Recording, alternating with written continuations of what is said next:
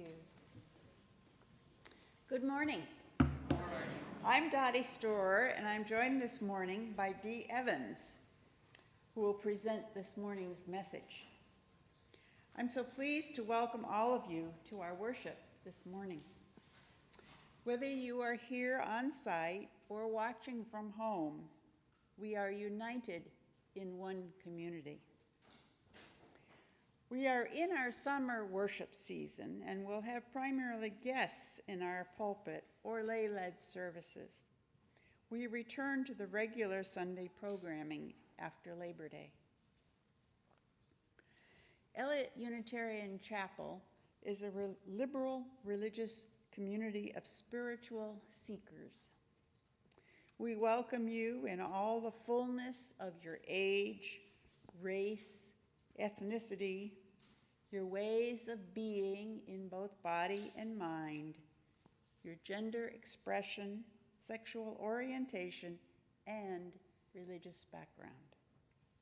Our core values are freedom, reason, respect, and love.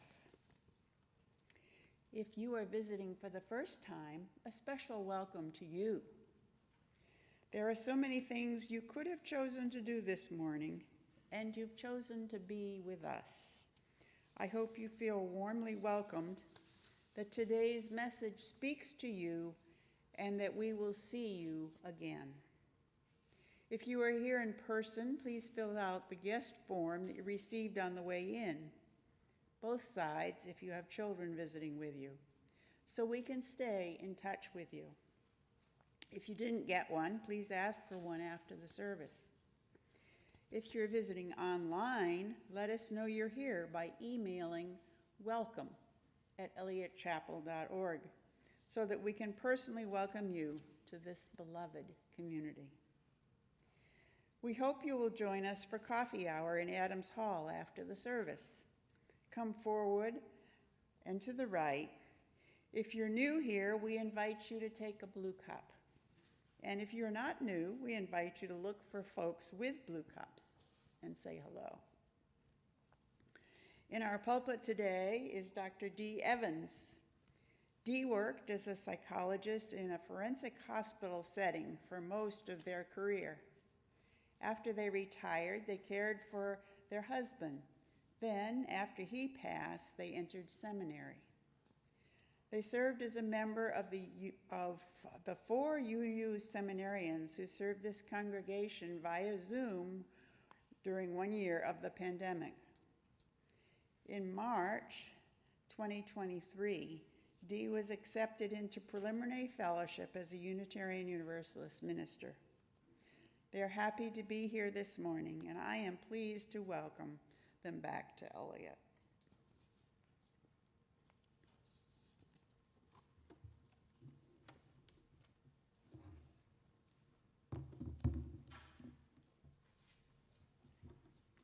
In our tradition, we begin all things that are important with the chalice lighting. Today, we open the service and light our chalice with the words of Jennifer Grayson.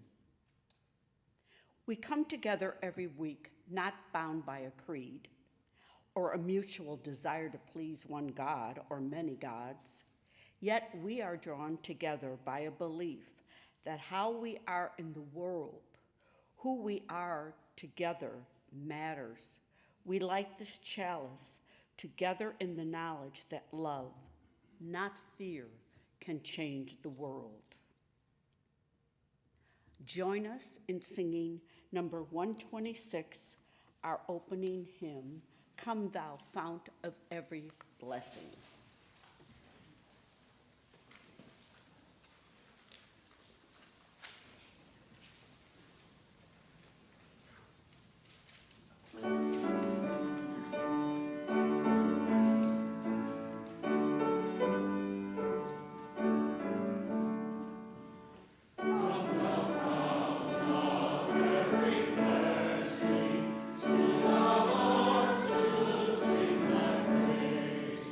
So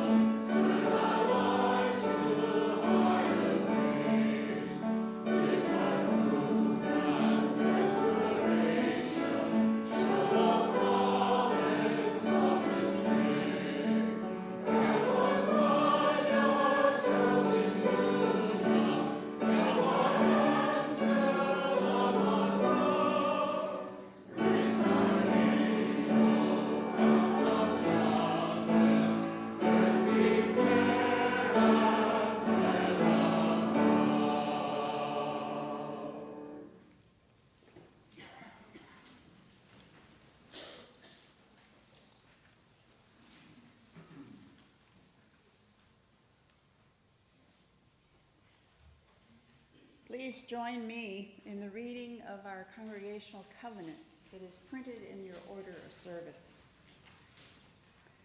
As a free congregation, we promise to one another our mutual trust and support. To create beloved community, we promise to be kinder to each other than we have to be, to listen fully to each other with an open mind and heart, to speak responsibly and respectfully, to find ways to improve our church for all members and friends.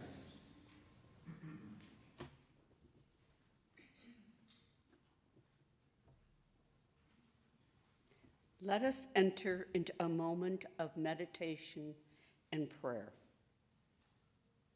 In this moment, we enter into awareness of the beloved mystery of life. In this moment, let us remember that we are called to heal the world.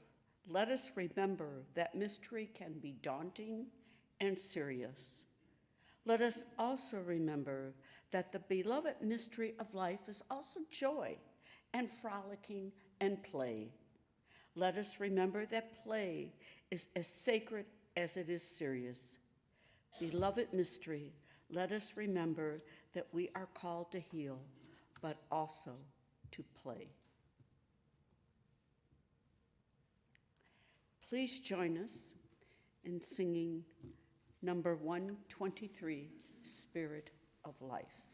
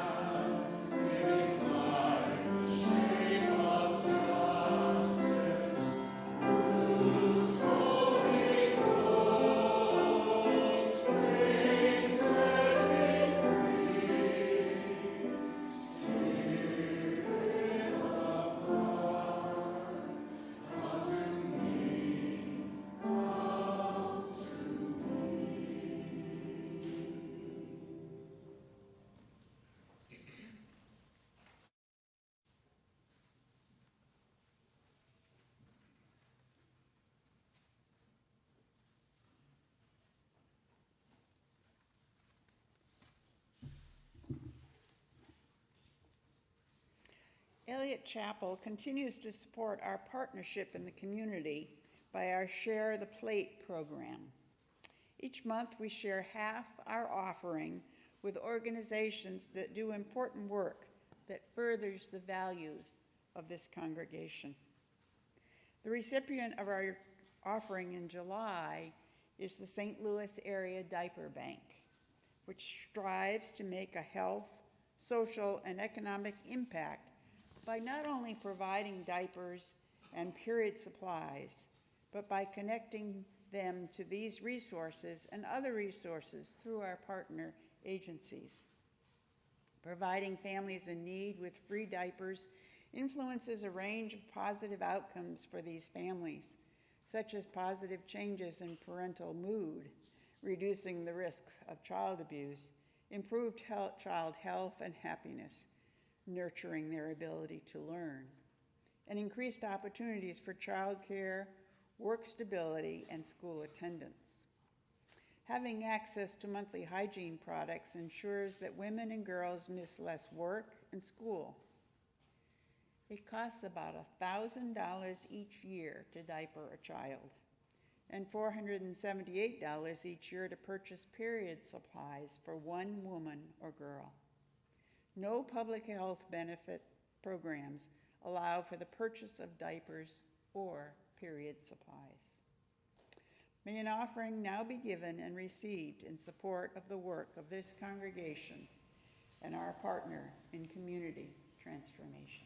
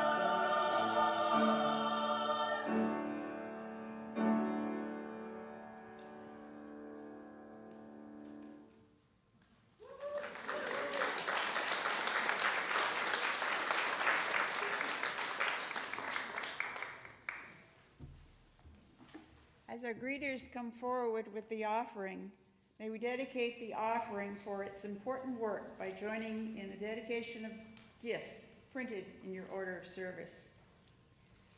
To the work of the church, which is weaving a tapestry of love and action, we dedicate our lives, and these our offerings.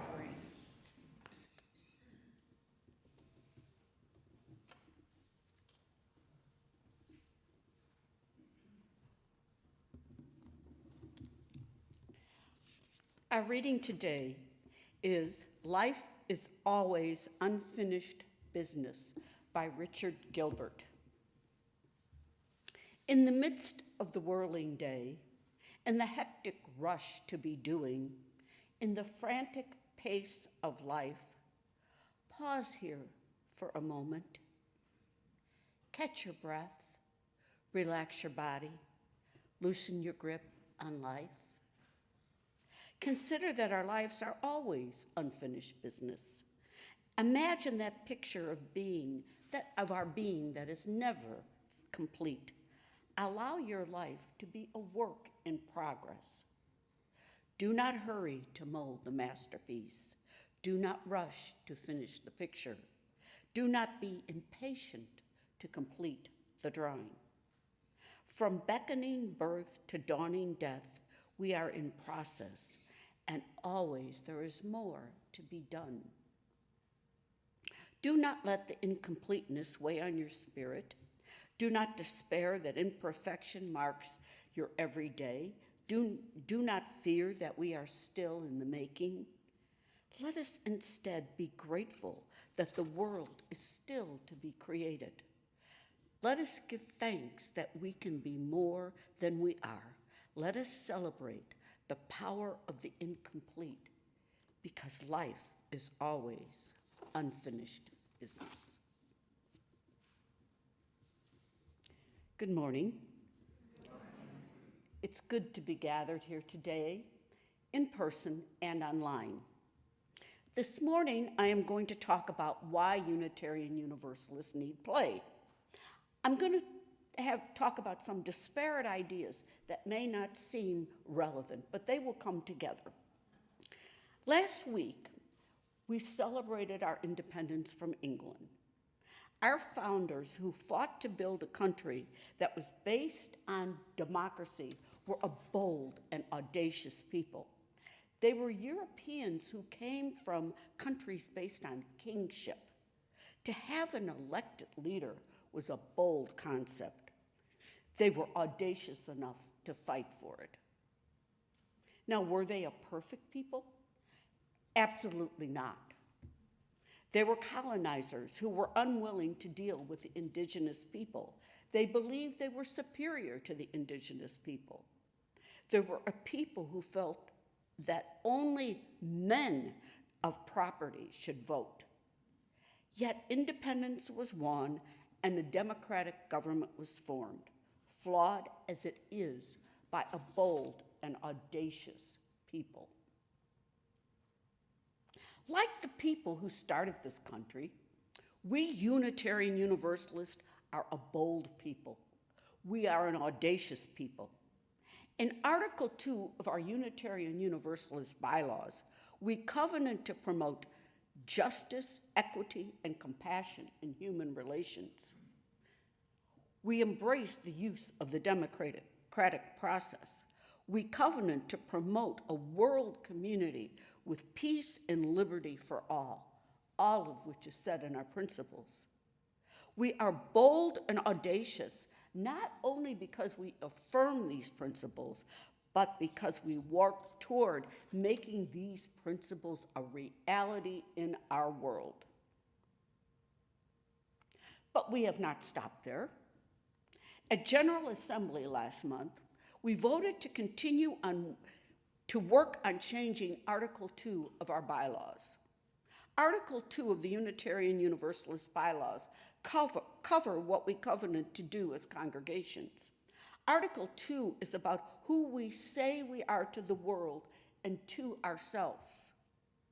Article 2 contains our current principles, the principles that were passed in 1985. In the same bylaws, there is a clause that says we must review Article 2 every 15 years. In 2009, it was quickly decided to make no changes to Article 2. In 2020, the Unitarian Universalist Association appointed a commission to review Article 2 and to make recommendation to the board.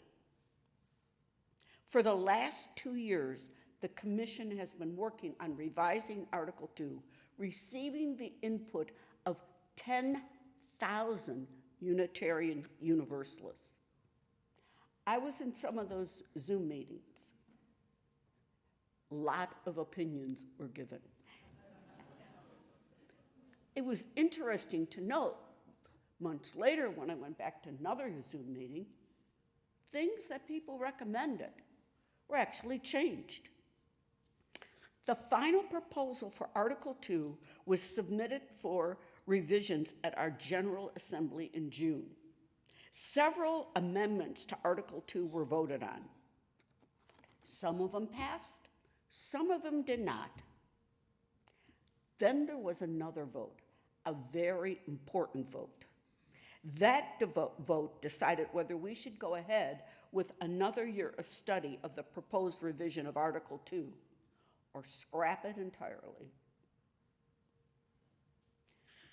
Now, you would not think that going to a session where bylaws are voted on would be interesting, but I sat there and I wouldn't dare leave my chair till we knew how the vote went. They voted, the delegates, they voted to continue to study Article 2. This does not mean Article 2 revision was passed. What it means is it will be studied for another year with the amendments that were included in it. And then in 2024, in General Assembly, it will be voted on whether to accept that article or reject it. Now, why do I go in such detail about bylaws? Well, if I thought Unitarian Universalists were a bold and audacious people before the proposed revision, I was totally underestimating our boldness and our audaciousness. In the proposed revision, we will covenant to support and assist one another in carrying out our shared values. And this is the audacious part. We are rooting our values in love, putting love at the center of it all. Think about the world today and think about the boldness and audaciousness of putting love at the center of our values. That is what will happen if Article 2 is accepted in 2024. Yes, we are a bold and audacious people, but like our founders, we are not a perfect people. In the last few years, we have been hit by a rapidly changing world. In 2016, our government changed leadership. How we spoke to and about one another changed with that leadership. During that leadership and subsequently after it, we saw many changes. On top of all that, we had to deal with and are still dealing with the pandemic that changed how we do things, even here in our congregation. I recently had many conversations with Unitarian Universalists about social justice. This is what people have said, and this is a summary of the conversations I had. We are tired. I marched for racial justice. I worked hard on my own white supremacy. I worked for women's rights. I worked for environmental justice. I worked for equity in pay, in housing, and in education. I worked for voting rights. I worked for LGBTQ rights. Yes, I worked, but now I'm tired. Look at how it all went backwards in the last couple of years. Laws were repealed that took us years to pass. Other laws were gutted. So much of what we fought for is gone. And now we have to start all over, and I am tired. I am so tired. That's what I heard. One person in her 20s told me I was not born into a world where women did not have control over their bodies. I was not born into a world where my lesbian friends were under threat and my other friends would be denied health care. I knew it wasn't a perfect world, but it has become worse. All those comments resonate with me. So I tried to find a solution to re-energize us for social justice work again. Frankly, I found no solution. But a solution seemed on the horizon. I belong to the Unitarian Universalist Advocacy Network of Illinois, a group of UU churches organized to coordinate social justice efforts. It's the reason I had all those conversations with Unitarian Universalists over social justice. We were set to have a meeting of all the social justice representatives from each congregation in Illinois. In that meeting, I might find a solution. Ironically, they too were all coming to find a solution. It seemed that we were dealing with the results of change from the changes of our country and from the pandemic. I didn't find a solution at that meeting, and we didn't come to one. Now, I believe strongly in the interdependent web of the universe. So I put it out into the universe. I actually said it out loud. Maybe you could call it a prayer. Holy universe, help find an answer for all us tired people so we can continue to work. That was months ago. No answer came. No answer came until I was asked to do a service for First Unitarian of St. Louis. The theme for their service was play. I jumped up from my chair. We were on the phone, so thank goodness she couldn't see me. I said, play, play.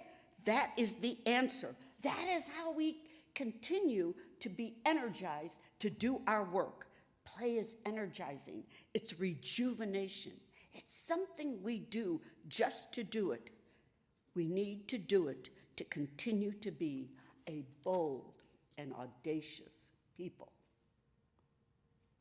Play is so engaging that we can forget we have duties and responsibilities. Now, I'm not going to define play or discuss the benefits of play. As a psychologist, I could really get into that. But you all know what play is. You know why it's important. However, one of the articles I said is it's important to know what play is for you. Let me explain. For me, play is going to the opera. Play is going to my tap dancing class. Now, if you were to ask my brother to go to the opera, he would stare at you in amazement. His jaw might even drop in shock. Then he would bow out. If I were to ask him to join me in tap dancing class, he would laugh out loud. On the other hand, he loves bowling and is an excellent bowler. Before the pandemic, when I was visiting him, they had some sort of league competition that was very important. Now, I was his guest. When I got invited to that competition, I inwardly rolled my eyes, but I agreed to go. That was in the midst of the Trump presidency. I know that my brother's friends are both conservatives and liberals. I heard some of their, shall we say, lively discussions, but bowling is accompanied by alcohol. This was not good. So off we go, and I am prepared for a not-so-nice night. A surprising thing happened. People talked about making a good approach or a bad approach to the pins, or is it to the alley? I don't know. They talked about putting the wrong hook or spin on the ball. You get the idea. They talked about their children and grandchildren. There was not a single word about politics. There was not a single word about their work.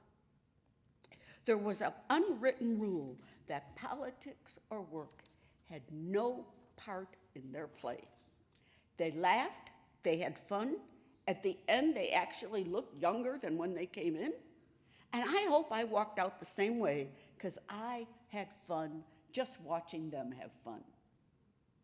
Now, why do I give these examples? I give them because I'm about to propose something bold and audacious. I propose this congregation has a play date. I don't mean a gathering to promote anything. It cannot be a fundraiser or even to promote community, though it may result in that. I mean a gathering just to play. I don't mean a gathering so the children can play. I mean a gathering so everyone can play. Remember I said we're not a perfect people? Don't try to make it a perfect gathering. Just make it fun. I went into how play is different for my brother and for me because no gathering of play is going to please everyone. But for those of you who may not like your play gathering involves, maybe you can just sit and enjoy watching other people play. I learned from going to my brother's bowling league that watching people play can be play. And when you gather, there should be a very important unwritten rule. There shall be no church business. Being involved with congregations, it seems there's always a discussion about something that needs to be done with the building. There's always a discussion about how more money is needed. There's always a discussion about how we need more volunteers. You get the idea, there's always discussions. But no, the unwritten rule for your gathering should be no church business is discussed. Yes, I'm repeating that. Period. No, two of you cannot sneak off into the corner and just take a minute to do this. No. So please adapt an unwritten rule, just as the bowling league did. Now, you all know the joke about how many Unitarian Universalists does it take to replace a light bulb. Well, first you have to have a committee. How many Unitarian Universalists does it take to plan a play gathering? Well, first you have to have a committee. The fact that I'm suggesting a committee to plan a play gathering tells you how serious I am about this. I suggest you have an age range from elementary school children, teens, adults of all ages, including those who have gray hair like me. We need to play because the world we live in has changed in ways that sent us backwards in regard to social justice. We need play because we had a pandemic that changed what we do. It even affected how we have services. All this change has made us tired.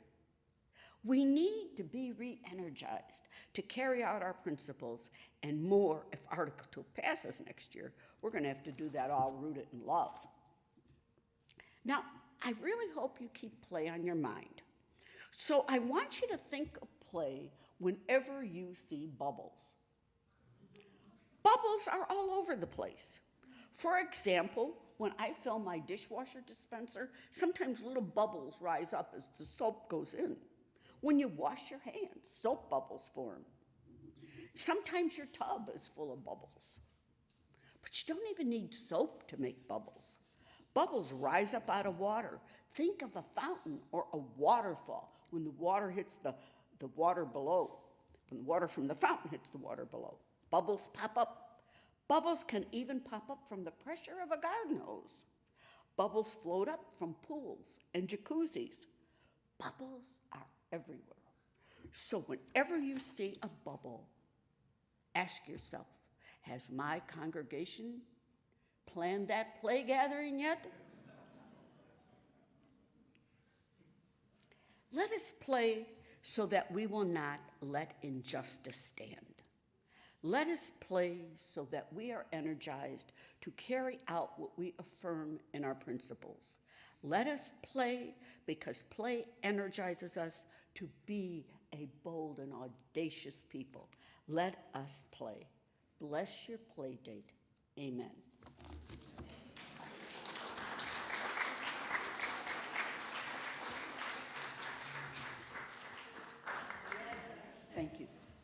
Let us now join in singing hymn 108, When Our Heart is in a Holy Place.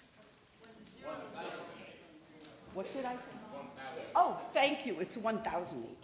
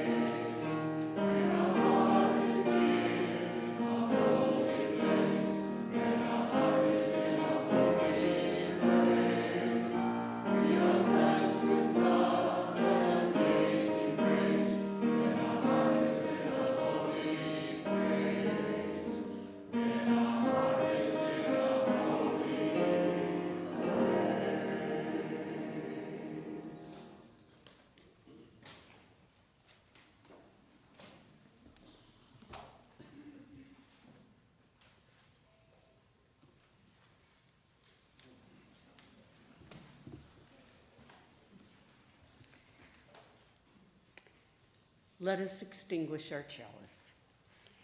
Cheered by our community, by Burton D. Carley. Cheered by our community, blessed by our covenant, uplifted in mind and renewed in spirit. Go forth with courage and peace to meet the days to come. And I add, may you be blessed by the spirit of play. In my home congregation, during the postlude, we have a slide that is projected on the wall. And the slide thanks the musicians, the music director, the technicians, and the singers. Since we don't have that slide, let me just do this verbally and say thank you. Please join us and be seated for the postlude. Thank you.